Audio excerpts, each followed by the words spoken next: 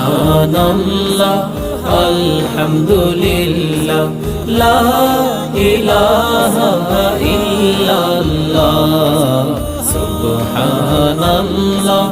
আলহামদুলিল্লাহ লা ইলাহা ইল্লাল্লাহ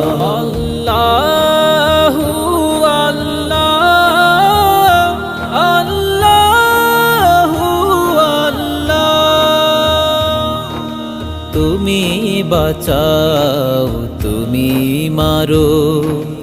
অবিরত ক্ষমা করো তুমি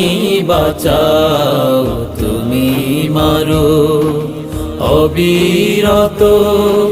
ক্ষমা করো ধরার যে জন তাকে ধরো